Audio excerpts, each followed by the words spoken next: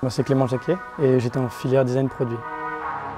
Ça fait un peu histoire fleur bleue, mais on doit remonter vraiment dans le passé. Où quand j'étais petit, j'aimais beaucoup jouer avec des Lego et tout le monde me rattachait ça à de l'ingénierie et que j'allais être ingénieur, ce qui n'était pas quelque chose qui m'attirait forcément. J'ai découvert Rubica et du coup, je me suis inscrit à Rubica et j'ai commencé Rubica parce que je me suis rendu compte que ça se connectait avec ce que j'aimais faire petit, etc. On l'a vu même pendant le diplôme, des photos avant-après. J'ai beaucoup changé et beaucoup évolué, je me suis beaucoup plus défini dans ce que j'aimais et ce que je voulais faire. Et je pense que c'est en partie grâce à Rubica. Je me rappelle qu'il y a eu un projet qui a eu un déclic pour moi, où il fallait tester un logiciel pour Adobe. Et en fait, c'est la première fois que j'ai essayé de faire de l'animation dans mes projets pour avoir un storytelling différent.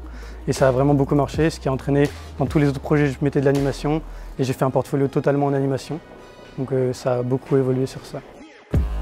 Ce que j'ai trouvé pertinent, c'était spécialement les projets longs, je pense. Où du coup, on était un peu plus livrés à nous-mêmes, ce qui peut être stressant, mais aussi on avait pas mal de liberté pour tenter des choses et explorer différentes manières d'arriver à un résultat. Et je trouve que c'est vachement intéressant pour se développer et avoir sa personnalité dans le design. J'ai fini Rubica avec mon stage de pré-emploi chez Kiska, ce qui s'est étendu sur un emploi. Donc pour l'instant, j'ai un CDI à Kiska depuis 1 an et demi. Et donc c'est une agence de design en Autriche qui fait du design global. Et je suis plus spécialiste dans le consumer électronique, tout ce qui est webcam, produits informatiques ou électroniques.